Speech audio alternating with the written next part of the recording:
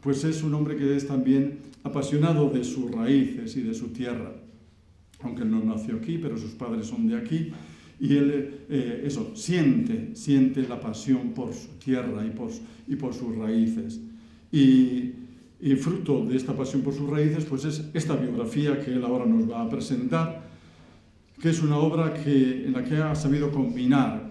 A mí cuando me la regaló, inmediatamente la leí con pasión, en una tarde, porque claro, a mí este tema pues me era familiar, en cuanto que yo en el museo tengo una sección dedicada a los mártires de Japón y tengo una pintura de uno de esos mártires. Ese no está con los brazos así, pero está así, pero tiene las dos lanzas también y la cruz en la mano, un franciscano mexicano. Entonces la leí. Y a mí lo que más me llamó la atención de este libro es que, no sé si vosotros os dais cuenta las horas que Roberto ha tenido que pasar para escribir ese libro. Porque claro, sobre estos 26 mártires de Japón hay muchas crónicas franciscanas, crónicas jesuitas, crónicas agustinianas y materiales de archivo. Y claro, hay que leerlo todo. Resulta que fulano dice blanco y el otro dice gris y el otro dice verde. Y hay que ver cuál es lo correcto, cuál es lo exacto, cotejar las distintas fuentes y escribir y aclarar. O sea, para mí me llamó la atención el gran rigor científico con el cual Roberto escribe, que esto no solamente es en este libro, en todos los libros. Este, que es un atlas de divulgación, está hecho con un rigor científico extraordinario. Podemos decir que todo lo que está escrito aquí, como diríamos, va a misa, porque realmente no se inventa nada, está fundado en las fuentes. Entonces, él es un historiador de un gran rigor científico, y en este libro de San Francisco de la Parrilla así es. Pero ha sabido combinar este rigor científico con la amenidad en la lectura. Es un libro que se lee como una novela. Se lee como una novela, de verdad. No quiero engañarlos. Tampoco Roberto me va a dar un tanto por ciento de las ventas del libro. Pero realmente es así. Lo lees, o sea, te lleva, lo lees con gran cariño. Entonces, en fin, no digo más. Felicito a Roberto por este gran trabajo, por esta gran aportación que ha hecho no solamente al pueblo de La Parrilla. Creo que así como San Francisco de la Parrilla puso el nombre de La Parrilla en el mapa del mundo, pues yo creo que también Roberto está haciendo una tarea, una labor muy encomiable con todos estos libros y publicaciones, y está poniendo pues también el nombre de La Parrilla en el mundo. O sea que yo creo que todos los parrillanos les deberíais estar agradecidos. Es para mí un orgullo y una enorme satisfacción poder presentaros hoy mi libro titulado, ya se ha dicho, San Francisco de San Miguel, fraile, embajador y mártir en Japón. Bueno, si os parece, vamos a desvelar aquí, para aquellos que no conozcan todavía la portada del libro. Se puede ver aquí perfectamente, recogiendo algunos aspectos capitales de su vida de Japón y bueno, algunas viñetas pues, relacionadas con lo que fueron sus vivencias principales, que bueno, si os parece, pues vamos recordando algunas un poco por encima. Bueno, decía, orgullo por poder hacerlo en la que considero mi tierra, y satisfacción porque es un sueño cumplido después de muchos años de trabajo. No sabría responder cuándo fue el momento exacto en que pensé por primera vez en hacer un libro, en escribir, en meterme en este lío de escribir un libro del Santo de la Parrilla. Por cierto, este es el nombre con el que se le conoció aquí, su lugar natal, como en muchos pueblos del entorno, en el que existió una devoción por el personaje. Puedo recordar efectivamente que desde muy pequeño me llamó la atención su talla imponente y trágica, y más aún el hecho de que su terrible muerte se celebrase con procesiones, llenas de alegría, vivas, música y jotas. Esa combinación aparentemente contradictoria ha constituido siempre un interrogante para mí. Sea como fuere, el carácter festivo de las procesiones también me sorprendió porque entraba en conflicto con el carácter habitualmente austero y seco que se señala que tienen los castellanos en comparación con otras regiones del país. La idea de este libro sobrevoló en mi cabeza durante los años que realicé el doctorado, especialmente desde que comencé a especializarme en la historia de Filipinas. Y esto porque sabía de buena tinta que San Francisco de San Miguel había pasado por allí, por Filipinas. En aquella afición por la historia de Filipinas, que cuando empecé creo que era casi una quijotada meterse en ella, además del apoyo de mi familia, conté con la guía de dos personas que fueron fundamentales. El padre Ignacio Rodríguez, agustino ya fallecido hace unos años, que me contagió de su pasión desbocada por la historia de aquel archipiélago lleno de relatos fascinantes y lamentablemente muy poco conocidos, y Ricardo Martín de la Guardia, catedrático de la Universidad de Valladolid, que me dirigió impecablemente en la realización de aquella tesis doctoral. Terminados aquellos estudios, fruto del cultivo de esa afición, fue mi primer viaje a Filipinas, donde San Francisco de San Miguel había vivido por espacio de 10 años pues, entre Manila y la región de Camarines, que se encuentra en el sureste de la isla principal. Estando por allí con un buen amigo, a las pocas horas de haber aterrizado en Manila, nos dirigimos a la vieja ciudad española de Intramuros, el centro de la presencia hispánica en aquel archipiélago de más de 7.000 islas. Caminando bajo un sol de justicia, un calor agotador y una humedad del 80%, como ha referido Blas Sierra hace un momento, nos adentramos por sus calles disfrutando de la vitalidad y hospitalidad de sus gentes, porque el filipino yo creo que es de las personas más hospitalarias que hay en el mundo, y buscando los vestigios arquitectónicos que pudiésemos encontrar de la época española. Recuerdo perfectamente, aún en las circunstancias relatadas, que cuando llegué al convento donde San Francisco había sido portero y enfermero, mejor dicho, el solar donde se había encontrado, porque después de la última guerra mundial allí no quedaba absolutamente nada más que una pequeña tabla indicadora, digamos, me embargó una emoción especial. Verdaderamente parecía mentira imaginar cómo un hombrecillo del siglo XVI fuese capaz de llegar a aquel territorio, años de distancia y miles de kilómetros de tierra, océanos, penalidades y peligros. Domínguez Ortiz, en una frase que particularmente me gusta recordar, equiparó el viaje a Filipinas en esos siglos como el ir hoy a la luna, y aún así creo que se quedó bastante corto en esta afirmación. Bueno, después de inmortalizarme en aquel lugar, mi amigo Pablo García Cañón me preguntó algo así como Roberto, ¿cómo le dio al santo de tu pueblo por venir hasta aquí, en los confines del mundo? Bueno, al tratar de responderle me di cuenta de lo poco que sabía sobre la vida de San Francisco de San Miguel, aparte de haber oído que había muerto martirizado en Japón y que había viajado mucho. Seguro que muchos de los aquí presentes han escuchado alguna vez aquella frase de «has viajado más que el santo». Pasados unos años de este viaje, puedo decir que fue en el año 2012 cuando me animé realmente a investigar en profundidad sobre el personaje, con ocasión de la preparación de una exposición a propuesta de la cofradía, como ha explicado David hace un momento, en torno a la figura del santo con motivo del 150 aniversario de su canonización. Después de 2 meses trabajando a contrarreloj, definitivamente quedé prendado de su figura. Su historia me atrajo de modo irremediable. En el proceso de preparación de esa exposición me encontré con múltiples crónicas y realmente toneladas de bibliografía, que necesitaban ser leídas, ser estudiadas con un poquito más de calma y con más reposo. Y eso es lo que hice en los 3 años y pico siguientes, entre rato y rato, y entre otras obligaciones, hasta poder dar a luz, pues finalmente, este libro. Bueno, creo de verdad, y esto me consta por muchas personas, que existía una demanda de conocimiento sobre la persona, sobre la figura de San Francisco de San Miguel, y la mayor parte de la gente que tenía un interés en conocer datos sobre su biografía únicamente conocía datos dispersos, sin concretar y muchas veces incluso confusos. En los libros y las densas crónicas antiguas que hablaban de San Francisco de San Miguel y sus compañeros mártires solo satisfacían parcialmente esa curiosidad. La mayoría de ellas, aunque riquísimas por el caudal de información que atesoran, resultaban muy densas de leer y entender para un lector del mundo actual. Unas veces se deslizaban en la exaltación continua y sin concesiones, lo que terminaba haciendo menos creíble al hombre que fue. Mientras que otras nos confundían con datos aportados de modo inconexo y poco crítico, en torno, por ejemplo, al marco cronológico, en qué año ocurrió esto o aquello, el espacial, los lugares en los que estuvo y el humano, muy importante, las personas que conoció. Había, por supuesto, crónicas brillantes y muy vibrantes, como por ejemplo las de Fray Marcelo de Rivadeneira, que curiosamente, antes de salir para Japón, había estado en la parrilla pidiendo limosna y conoció a una tía del santo. Y también las de Fray Juan Pobre de Zamora o Fray Jerónimo de Jesús.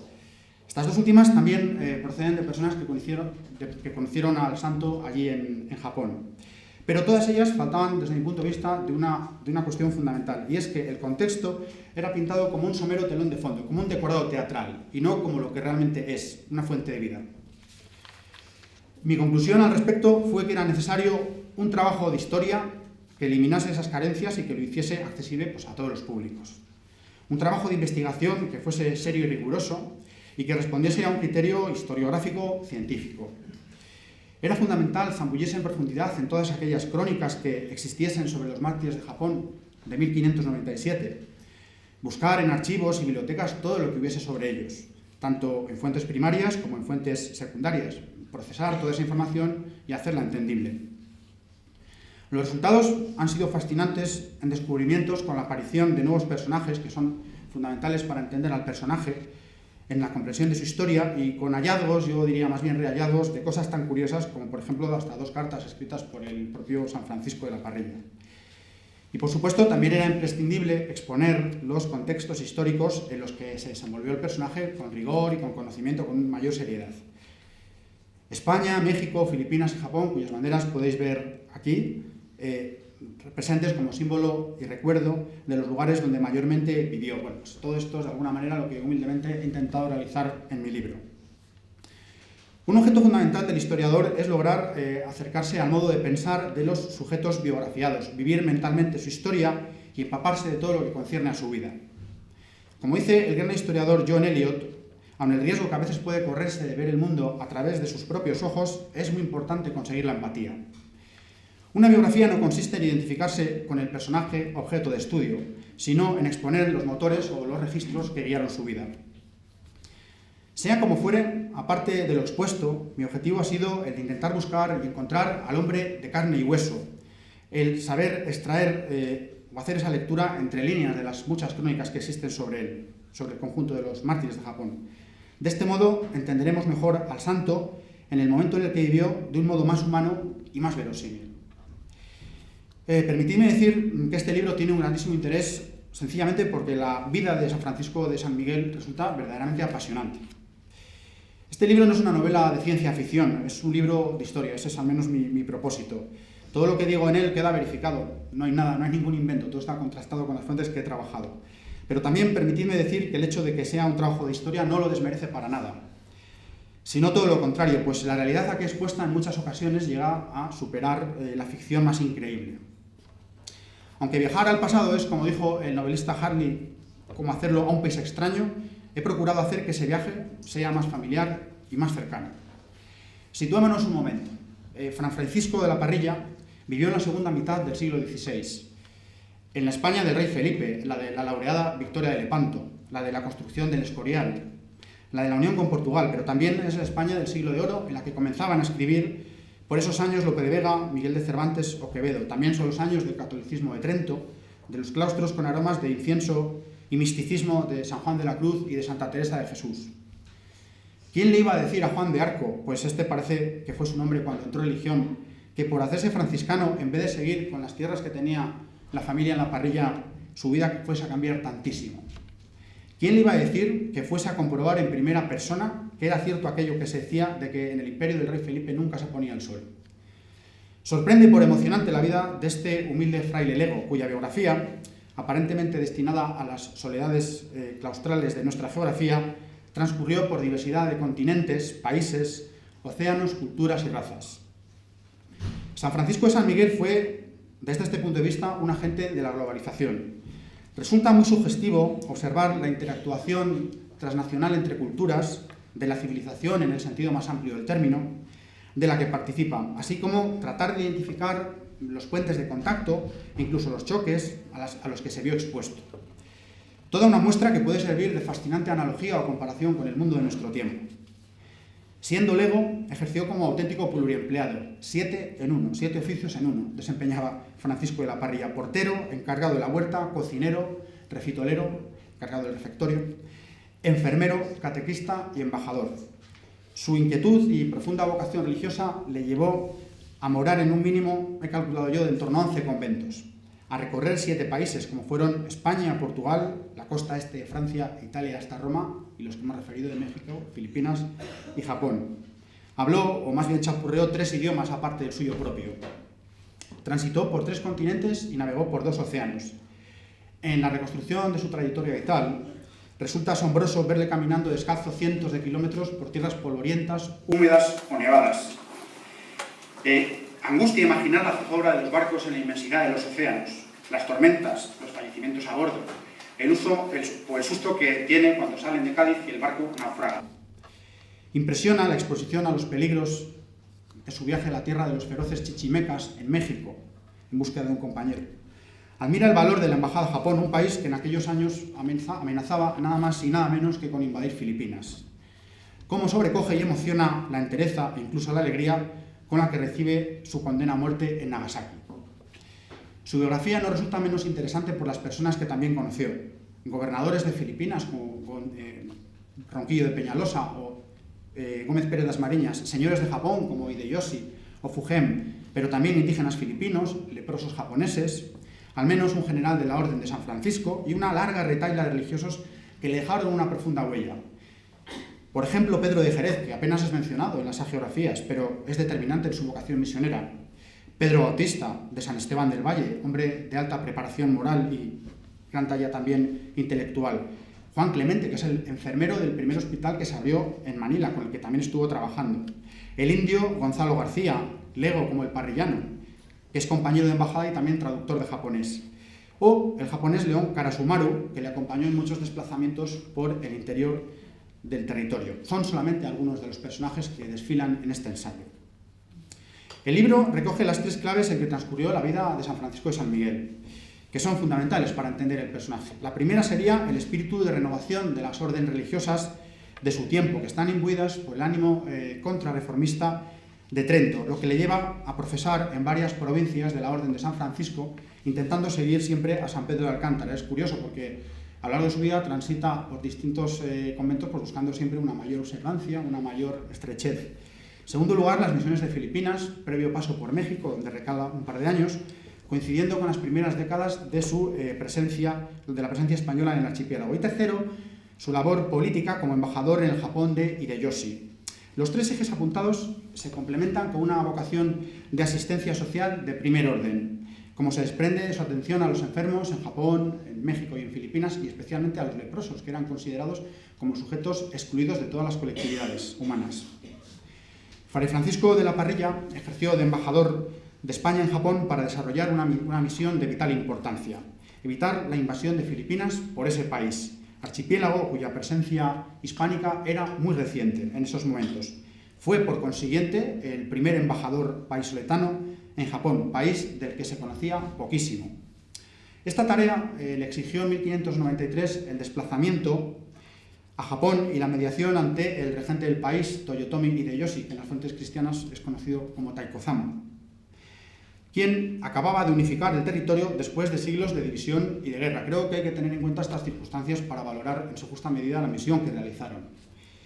Fue un cometido muy complicado y peligroso, efectuado en medio de fuertes tensiones y graves complicaciones que llevaron a la condena a muerte del protagonista. Su ejecución en Nagasaki, junto con otros 25 compañeros, dejó una cruenta iconografía para el imaginario barroco de la época, un conjunto de mártires beatificados en 1627 primero y santos en 1862 para la Iglesia Católica, y una misión cumplida, la de soslayar la invasión de Filipinas, en la que España estaría presente otros 300 años más. Entonces, desde este punto de vista, creo que hay que valorar también la embajada de Francisco de la Parrilla y sus compañeros.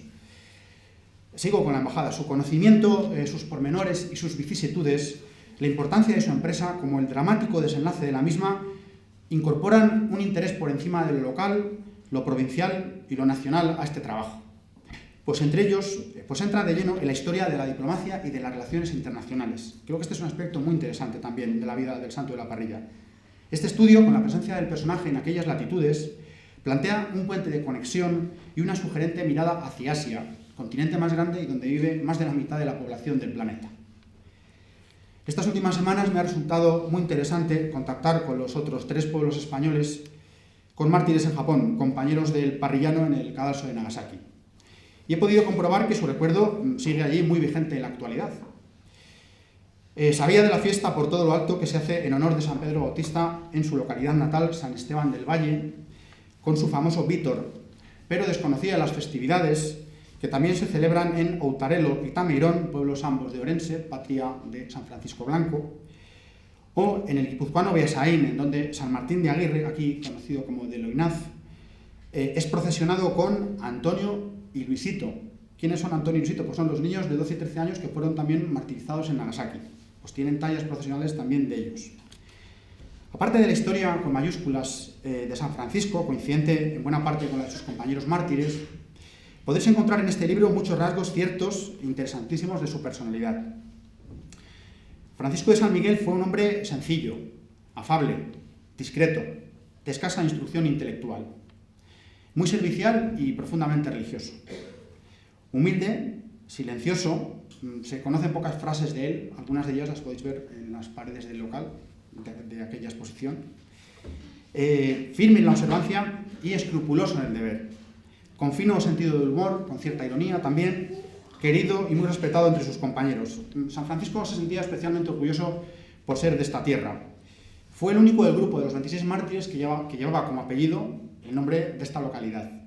Y la gente le conocía como Francisco Parrilla, más que como Francisco San Miguel, y esto se aprecia perfectamente al leer los testimonios del martirio. Qué lástima que otros, como el guipuzcoano San Martín de Aguirre, compañero del santo en Nagasaki, no hubiese hecho lo mismo para evitar la disputa que hay de hasta 3 pueblos en torno a su paternidad. La historia del santo de la Parrilla no es una historia caduca ni olvidada. Es historia viva que se renueva todos los meses de febrero y junio, en que se conmemora de un modo verdaderamente original su martirio y canonización respectivamente. Es una manera de conocer mejor al personaje más aclamado y famoso de este pueblo. Es, por supuesto, también, en primer lugar, religión, creencias, pero también cultura, curiosidad, conocimiento y tradición. Una hermosa tradición. Decía Chesterton que la tradición no es la adoración de las cenizas, sino la transmisión del fuego. Este libro está estructurado en 9 capítulos, a modo de 2 partes. Los 3 primeros capítulos recogen lo que fue su infancia, su juventud y sus comienzos de vida religiosa, y los 6 restantes lo que fueron sus vivencias en los territorios de misión, México de paso, Filipinas después, como aparente fin del trayecto, porque ese era el punto inicial al que iba, y por último Japón, por ese país sobre el que observó el misionero Alessandro Balignano, que no hay tierra en el mundo en el que tantas vueltas dé la fortuna, y a la que, por cierto, San Francisco de San Miguel, estando en Manila, quería pasar cuando decía sentir en su rostro lo que él llamaba los vientos japónicos. Los capítulos están encabezados por una frase de la vida de este santo extraídas directamente de las crónicas. He querido conservar un poco el sabor genuino también que tienen esas crónicas.